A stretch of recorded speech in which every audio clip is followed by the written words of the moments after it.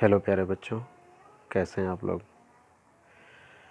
आज हम लोग क्लास 10th का पोएट्री सेक्शन पढ़ेंगे और उसकी पहली पोएम द फाउंटेन, जिसे कंपोज़ किया है जेम्स रसेल लॉवेल ने।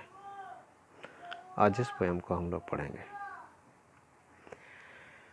तो चलिए सबसे पहले इस पोएम की एक बार रीडिंग करते हैं और उसके बाद फिर इसको समझते हैं। Into the sunshine full of the light, leaping and flashing from morn till night, into the moonlight whiter than snow, waving so flower-like when the winds blow, into the starlight rushing in spray, happy at midnight, happy by day, ever in motion, blithesome and cheery, still climbing heavenward, never weary, glad of all weathers, still seeming best, upward or downward, motion thy rest. Full of a nature nothing can tame, changed every moment, ever the same, ceaseless spiring, ceaseless content, darkness or sunshine, thy element. Glorious fountain, let my heart be fresh, changeful, constant, upward like thee.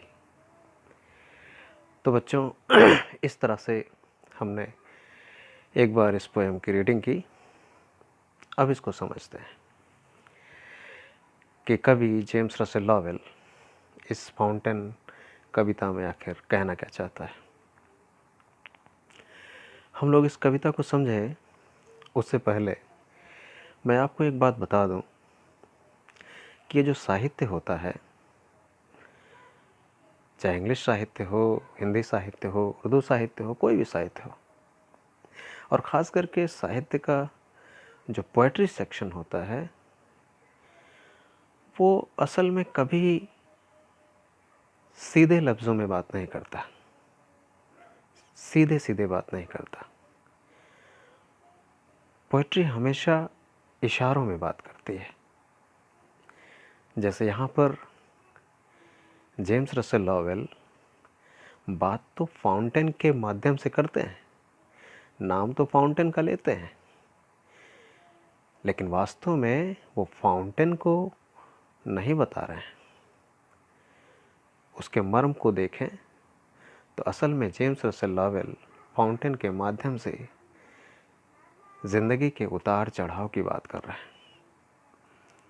जीवन में जो ups and downs होते हैं उसकी बात कर रहे हैं। तो चलिए देखते हैं इस फाउंटेन के माध्यम से जेम्स रसेल लॉवेल आखिर क्या कुछ कहते हैं। पहला स्टेंजा है, into the sunshine full of the light, leaping and flashing from morn till night. James Russell Lowell कहते हैं एक फव्वारा सूरज की रोशनी में पूरी तरह से प्रकाशित होता है, leaping and flashing from morn till night, और इस अपार प्रकाश में, सूरज की रोशनी यानी बहुत ज़्यादा प्रकाश, इस अधिकतम रोशनी में ये फुदकता है, उछलता है, चमकता है, और यह प्रक्रिया सुबह से लेकर रात्रि तक जारी रहती है। इसमें कहीं किसी तरह का कोई अवरोध नहीं होता। Into the moonlight, whiter than snow, waving so flower-like when the winds blow. जिस तरह से वो सूरज की रोशनी में फुदक रहा था, चमक रहा था, उसी तरह से चांद की रोशनी में भी, चांदनी रात में भी, जब पूरी कायनात चांद की धवल आभा से ओतप्रोत रहती है, ऐसे में ये फव्वारा बर्फ़ से भी ज़्यादा श्वेत नज़र आता है। और ऐसे में अगर ज़रा सी भी हवा चलती है तो फूलों की डंठलियों के माफिक ये हिलने लगता है, झूलने लगता है, लहराने लगता है। यानी इसकी जो प्रयोजनशीलता है, इसका जो उद्देश्य है, सतत चलते रहना, कभी न रुकना, सौंदर्यवान बने रहना, इसकी शाश्वतता को ये बरकरार रखता है।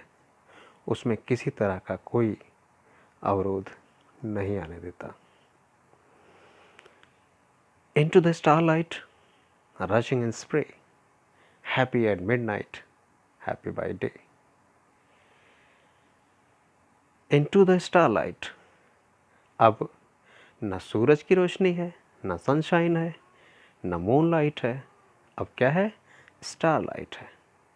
आप देखिए, अगर गौर करेंगे तो आप पाएंगे कि रोशनी निरंतर कम हो रही है।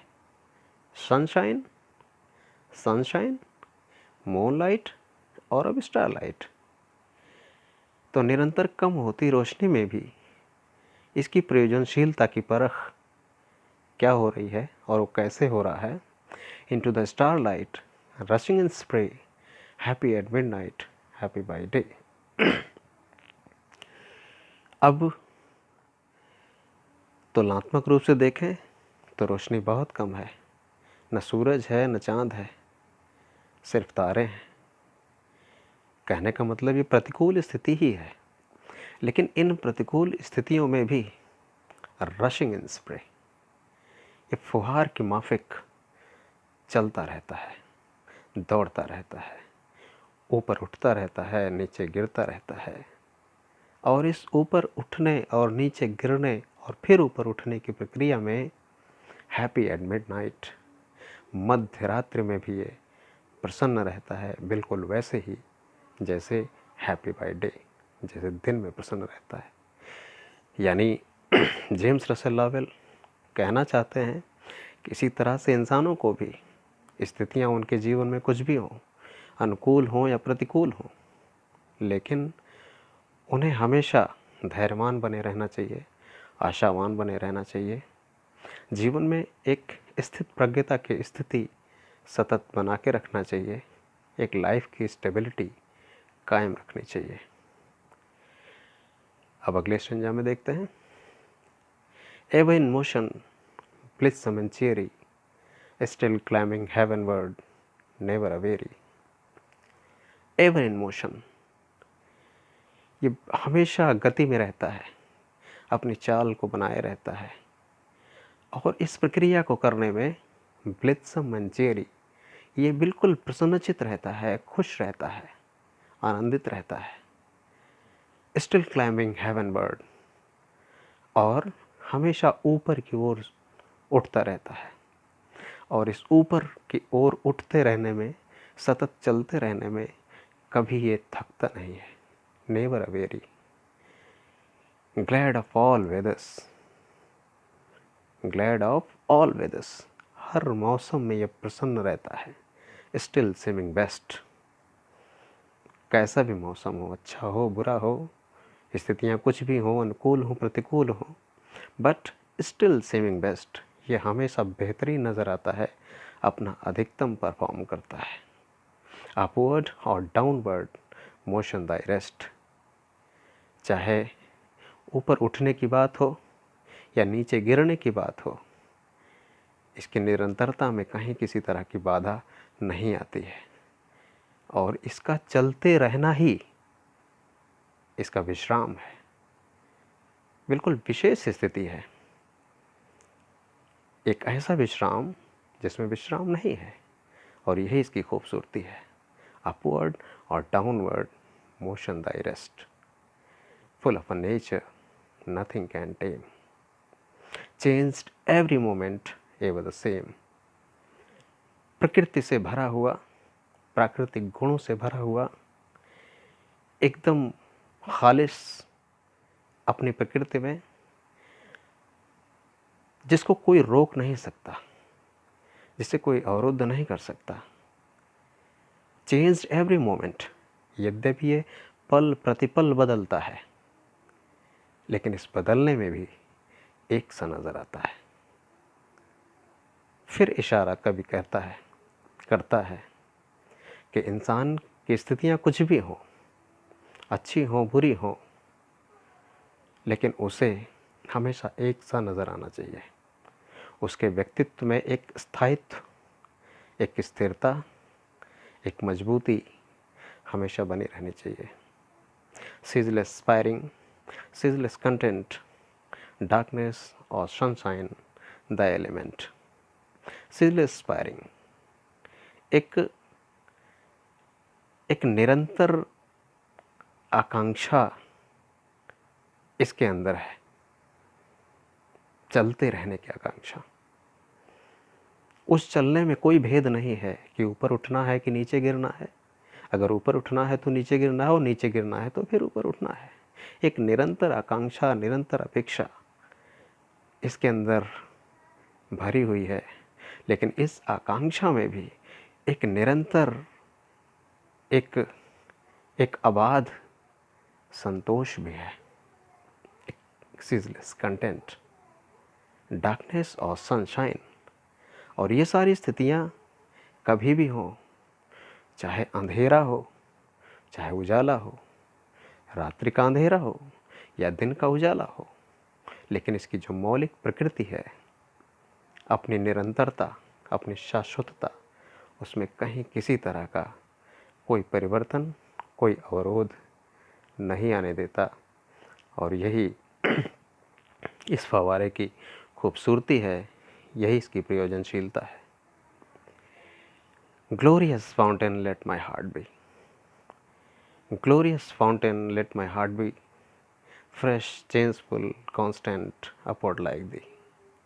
अब कभी इस आखिरी स्टैंजा में कहता है, ग्लोरियस फाउंटेन, इतने गुणों से ओतप्रोत इस फव्वारे को जब कभी देखता है, उसको इवेलुएट करता है, तो उसे कहता है ग्लोरियस फाउंटेन, बेहतरीन फव्वारा, कीर्तिमान फव्वारा। काश मेरा भी हृदय, लेट माई हार्ट बी, मेरा भी हृदय काश उसी तरह हो जाए, फ्रेश चेंजफुल कांस्टेंट, एकदम तरोताज़ा, नवीन, परिवर्तनशील। लेकिन इस परिवर्तनशीलता में भी, इस नवीनता में भी एक स्थिरता हो, एक स्थायित्व हो, एक ठहराव हो, कांस्टेंट हो। लेकिन इन सारी प्रक्रियाओं में जो अप्रोच हो वो अपवर्ड हो, आशावाद हो, अपवर्ड लाइक दी, उसमें कहीं भी निराशा की कोई गुंजाइश ना हो। तो बच्चों, मैं समझता हूँ इस तरह से आपने इस कविता का अर्थ समझ लिया है। और फिर भी अगर किसी तरह से कोई प्रॉब्लम है, कोई प्रश्न है आपके मन में, तो आप कमेंट करके ज़रूर पूछें, मैं उसका उत्तर देने का पूरा प्रयास करूँगा। Thank you.